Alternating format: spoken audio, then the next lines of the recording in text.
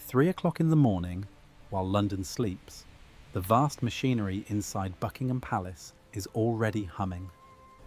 To the outside world, the palace is a monolith of stone and tradition, a stage set for the most famous family on earth. We see the balcony, the gilded gates, and the red-carpeted state rooms. But these public spaces account for a fraction of the building's 775 rooms. The true life of the monarchy does not happen in the throne room. It happens in the labyrinth of service corridors, subterranean vaults, and strictly private quarters that exist behind the green baize doors. A parallel city where the crown's secrets are kept, its treasures are guarded, and its dirty laundry is quite literally washed. For centuries, a rigid hierarchy has governed who steps where. There are invisible lines drawn across the carpets that divide the royal from the common, the public from the private. Crossing these lines without permission is a career-ending offence. In these hidden spaces, the air is different. It smells of beeswax, silver polish, and the damp chill of history. Here, decisions are made that shape the public image of the king, and here, the ghosts of past monarchs seem to linger longer than in the brightly lit galleries above. This is an investigation into the forbidden geography of the royal household, the rooms where the cameras are never allowed, and the silent clockwork operations that ensure the survival of the crown. Number 10. The Court Post Office. Deep within the service wings of the palace lies a fully functional logistics hub that handles a volume of mail rivaling a small town. This is not merely a mailroom, it is a sovereign post office with its own dedicated staff and security protocols that border on military grade.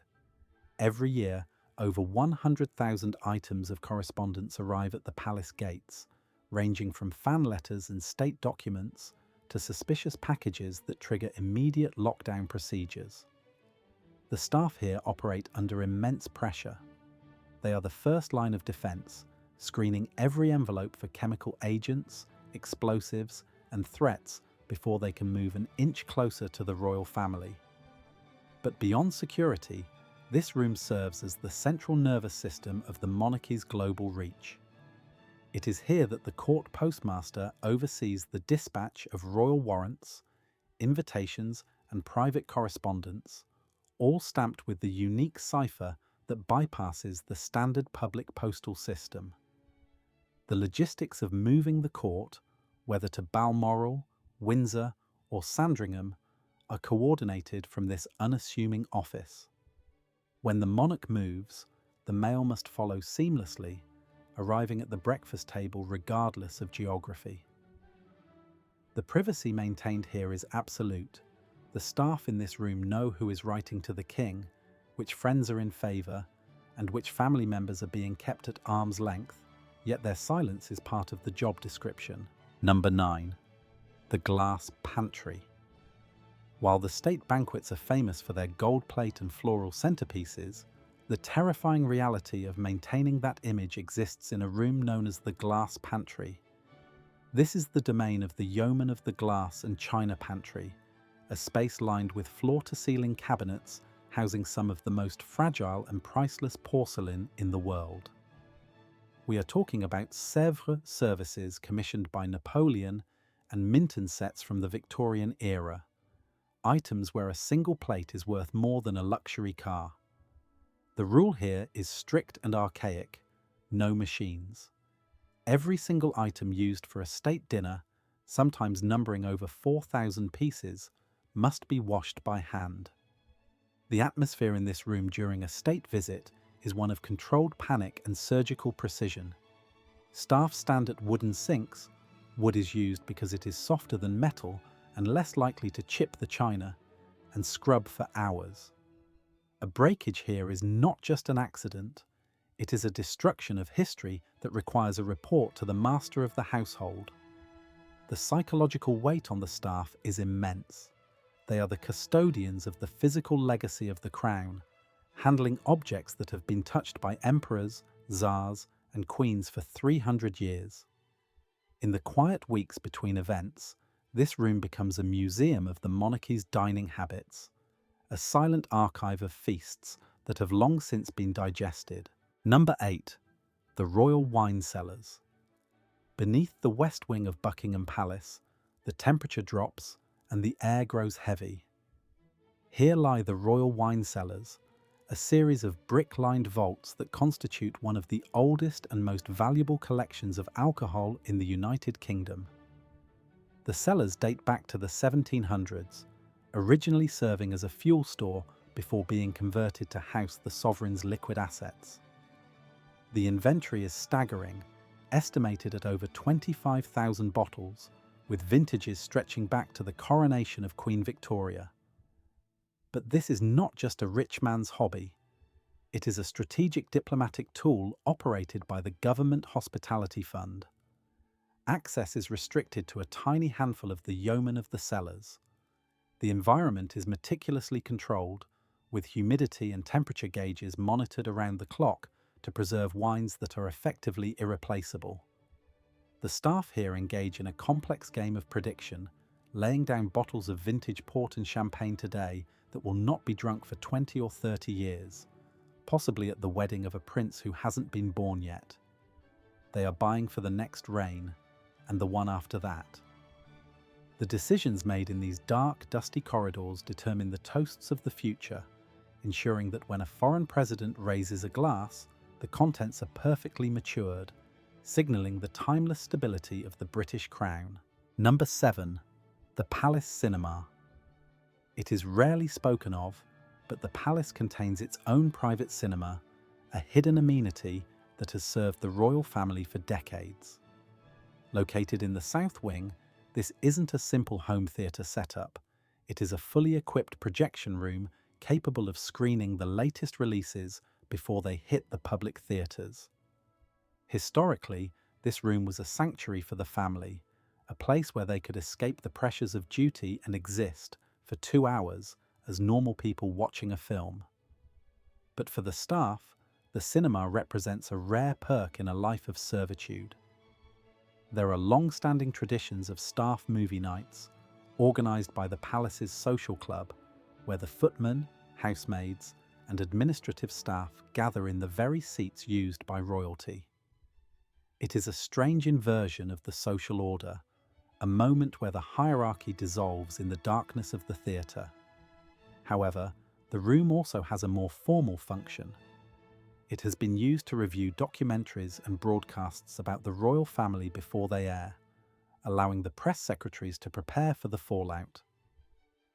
In this sense, the cinema is a war room of public relations, where the monarchy watches itself being reflected back by the media. Number 6. The Bobo MacDonald Suites. To understand the true power dynamics of the palace, one must look for the rooms assigned to the dressers. The most legendary of these spaces were the suites once occupied by Margaret Bobo MacDonald, the former nanny and dresser to Queen Elizabeth II. These rooms were not just living quarters, they were a fortress of influence. Located close to the Queen's private apartments, they represented the physical proximity of the servant to the master. Only the dresser and the monarch enter the dressing room, a space of extreme vulnerability and intimacy. Today, the tradition continues with the King's personal staff. The rooms dedicated to the wardrobe are not merely closets, they are workshops and archives. Here, the monarch's clothing is catalogued, repaired, and prepared with military precision. The staff in these rooms know the monarch's physical state better than the royal physicians. They know which shoes pinch, which fabrics irritate, and how the monarch's body is changing with age. The conversations that happen here, amidst the steaming of suits and the polishing of medals, are arguably the most private in the entire palace, protected by a code of silence that is stricter than any written contract. Number 5. The Strong Rooms. Deep in the basement, protected by steel doors and modern biometric security, are the Strong Rooms. While the crown jewels are kept at the Tower of London, the palace houses a staggering amount of personal jewellery, gold plate, and regalia used for lesser state occasions. This is the operational treasury of the Windsors. The location of these rooms is known only to a select few security chiefs and the specific curators responsible for the collection.